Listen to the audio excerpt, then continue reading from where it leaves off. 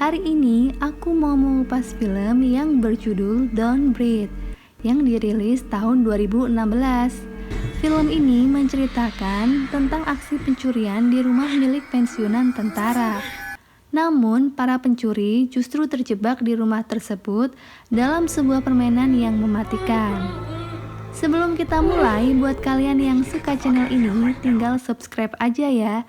Dan jangan lupa nyalain tombol loncengnya, biar kalian gak ketinggalan video menarik lainnya.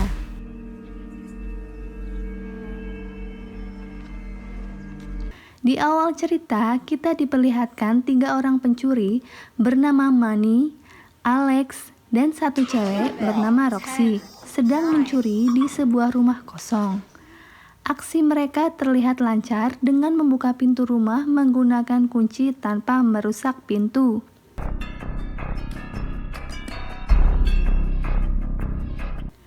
Alarm rumah pun bisa mereka matikan dengan sebuah remote. Rupanya, mereka mendapatkan kunci dan remote tersebut dari ayah Alex yang bekerja di sebuah jasa keamanan rumah liminal.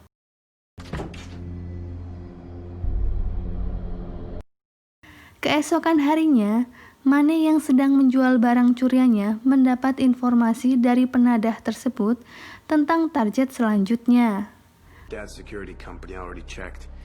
Guy who owns it is an army vet. Mane kemudian bercerita kepada Alex dan Roxy tentang informasi tersebut.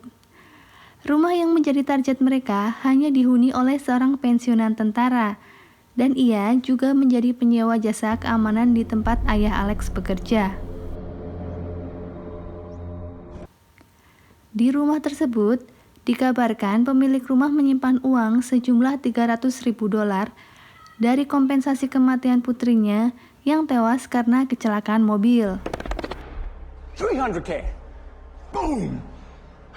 Alex yang tak sependapat dengan mereka menolaknya karena dinilai terlalu beresiko.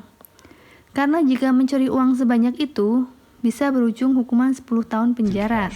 About 10K is major larceny. That means 10 years if we get caught. Gak lama, Alex pun bersedia melakukan aksi tersebut dengan bujuk rayu Roxy.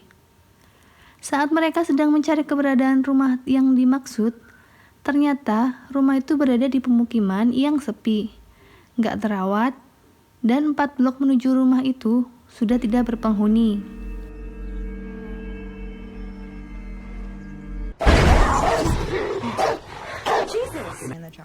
Waktu mereka lagi ngobrol, gak sengaja mereka melihat pemilik rumah yang seorang pensiunan tentara itu sedang berjalan dengan seekor anjingnya.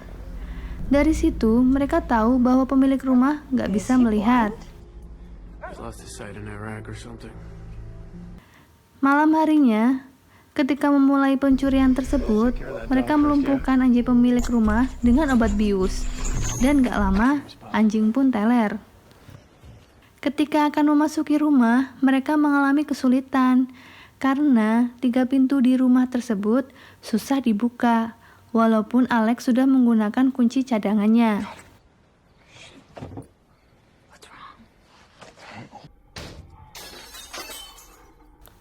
Singkat cerita, mereka bisa memasuki rumah dengan usaha Roxy yang menjebol jendela. Tak menemukan uang yang dicarinya, Mane kemudian menuju lantai atas dan mendapati pemilik rumah sedang tertidur.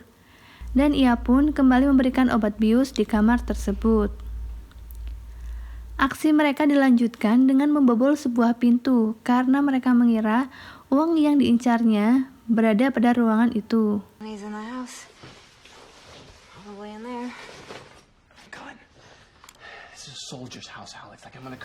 Namun, mengetahui Mane membawa pistol, Alex mulai khawatir karena terlalu berbahaya.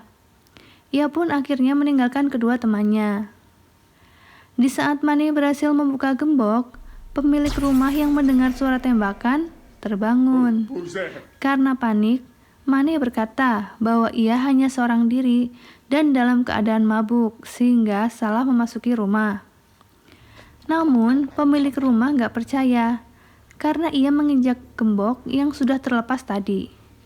Perkelahian di antara keduanya pun tak dapat dihindari dan Money tewas tertembak. Melihat kejadian itu, Roxy menjadi ketakutan dan bersembunyi ke dalam lemari. Alex yang tadinya udah berniat pergi, akhirnya memutuskan untuk kembali karena mendengar suara tembakan. Kembalinya Alex ke rumah tersebut justru membuat posisinya semakin sulit, karena pemilik rumah menutup pintu dan jendela tempat awal Roxy masuk, dan mereka berdua kini terkurung di dalam rumah itu.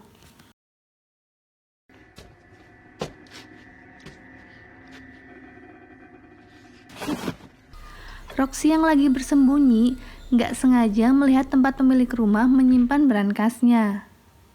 Dan gak lama kemudian Alex berhasil menemukan Roxy di lemari karena mereka saling mengirim pesan. Alex yang berniat menyerahkan diri ke polisi gak sependapat dengan Roxy yang justru mengambil semua uang di berangkas tersebut.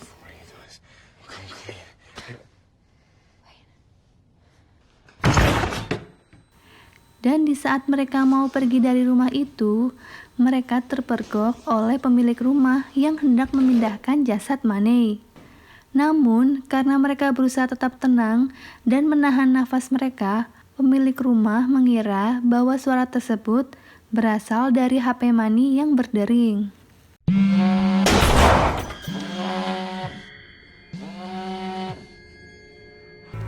Pemilik rumah yang awalnya mengira Money sendirian mulai mengetahui bahwa pencurinya lebih dari satu orang dari sepatu yang mereka gunakan.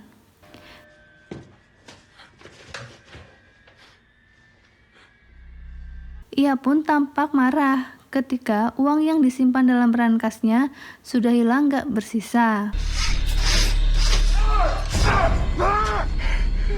Alex dan Money lalu mencari jalan keluar dengan menuruni tangga melewati gudang.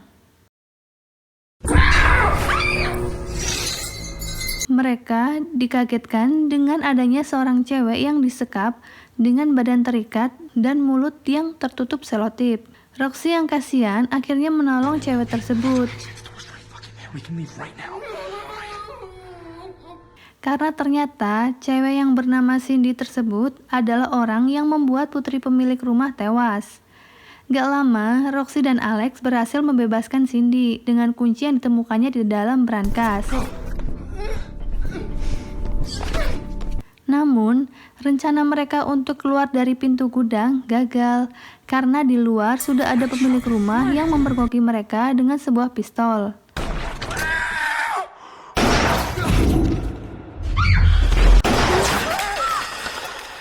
Karena ia nggak dapat melihat, pemilik rumah menembak ke semua arah, yang menyebabkan tewasnya Cindy. Alex dan Roxy yang berhasil selamat pun berusaha masuk kembali ke gudang untuk bersembunyi. Mendapati Cindy tewas karenanya, pemilik rumah menangis dan menyebut telah kehilangan anaknya. Di sini aku juga bingung ya guys, secara anaknya udah meninggal dalam sebuah kecelakaan mobil.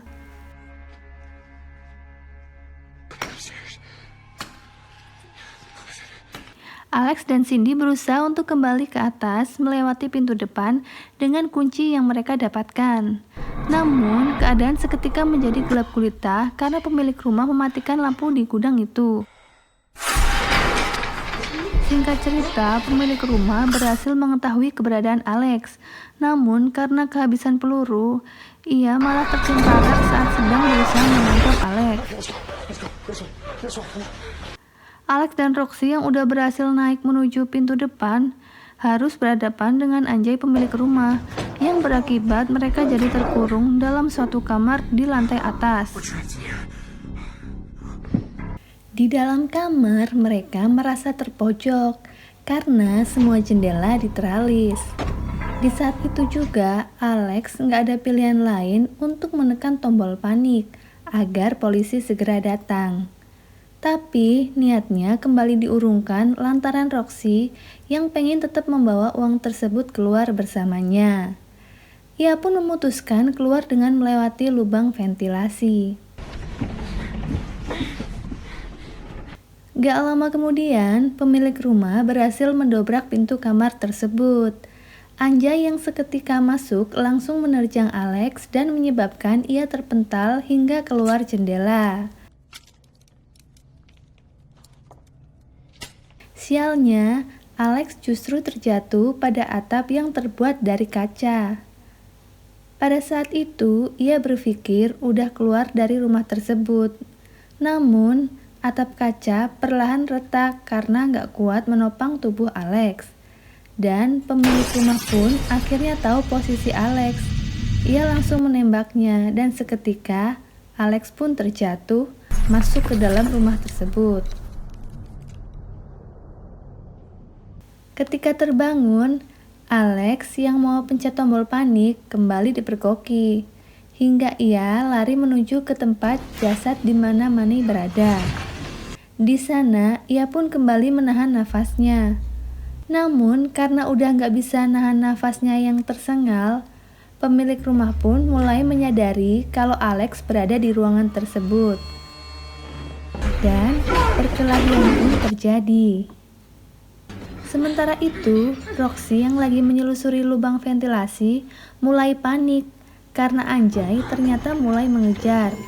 Dan di saat Roxy mau digigit, ia terjatuh. Roxy tampak kesakitan karena luka di kepalanya.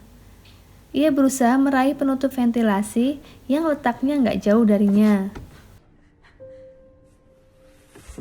Tapi, di saat ia berhasil membuka penutupnya, pemilik rumah malah menariknya ke bawah dan mukulin Roxy sampai ia nggak sadarkan diri.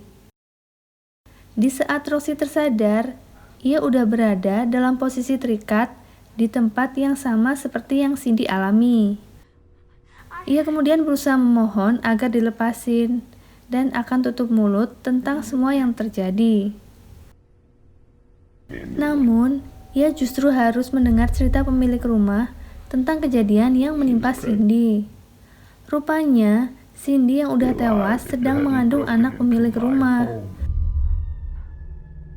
Karena pemilik rumah berpikir akan adil kalau Cindy kasih anak baru buat pemilik rumah, karena ia yang udah bikin putrinya tewas. Dan karena sekarang Cindy dan calon anaknya udah tewas, menurut si pemilik rumah, kini Roxy lah yang harus tanggung jawab buat kasih ia seorang anak. Si pemilik rumah kemudian menyimpan jasad Cindy ke dalam sebuah kotak yang dipenuhi dengan oli dan diletakkan di bawah tanah.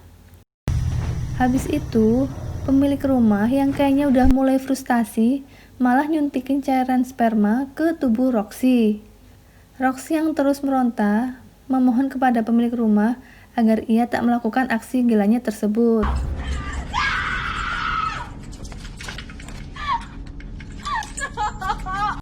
Di ruangan lain, ternyata Alex masih hidup. Tapi, ia yang mau kabur malah dipergok sama Anjay. Beruntungnya, Alex berhasil ngurung Anjay itu di dalam suatu ruangan. Kemudian, ia mencari keberadaan Roxy di dalam gudang. Di saat Roxy udah nggak berdaya, Alex datang untuk menyelamatkannya. Dan mereka pun akhirnya bisa meloloskan diri. Di situ terjadi kesepakatan dengan pemilik rumah. Yang intinya, Roxy dan Alex nggak akan menghubungi polisi dengan tragedi pembunuhan tersebut. Dengan imbalan, mereka bisa membawa uang hasil curiannya, seolah nggak terjadi apa-apa. Singkat cerita, di saat mereka mau buka pintu depan, ternyata Alex tertembak karena pemilik rumah datang lagi sambil bawa pistol. Roxy yang berhasil kabur langsung lari secepat mungkin dengan uang di dalam tas yang digendongnya. Lingkungan yang sepi justru sekarang menjadi bumerang untuknya, karena nggak ada seorang pun yang melihat ataupun menolongnya. Dikira udah bisa lolos, Anjay malah langsung keluar ngejar Roxy. Roxy lalu menuju tempat di mana ia memarkir mobilnya. Namun, Anjay yang berusaha menerkam Roxy malah menjatuhkan tas yang berisi uang tersebut. Dan karena hal itulah yang bikin Roxy belum bisa meninggalkan tempat itu. Singkat cerita, Roxy berhasil mengurung Anjay di dalam mobilnya. Tapi, Roxy yang udah dapetin tasnya malah ketahuan oleh si pemilik rumah yang ternyata udah ada di belakangnya. Pemilik rumah itu pun langsung menyeret tubuh Roxy ke dalam rumahnya. Roxy yang udah setengah sadar langsung pencet tombol panik untuk menghubungi polisi. Pemilik rumah yang kayaknya terganggu banget sama suara alarm mulai menembak Roxy, dan di saat itu juga Roxy dapat senjata buat melawan. Ia pun mulai nyerang si pemilik rumah sampai ia kehabisan peluru. Roxy menyerang dengan membabi buta sampai pemilik rumah terjatuh ke dalam gudang. Ia pun akhirnya bisa benar-benar kabur dari rumah itu dengan membawa kembali uang curiannya. Dan gak lama polisi pun datang.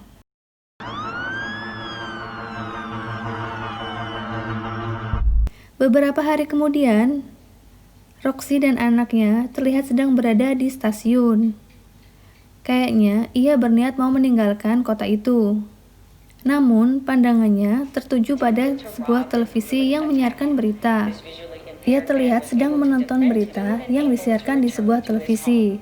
Berita tersebut mengabarkan bahwa pemilik rumah masih hidup. Namun, ia tak menceritakan perihal uangnya yang dicuri. Dan tentunya dengan harapan bahwa Roxy tidak akan menceritakan tentang pembunuhan dan penculikan yang dilakukannya. Dan film pun selesai. Oke guys, sekian video dari aku. Buat kalian yang suka, jangan lupa like, komen, dan subscribe ya. Thank you, bye-bye.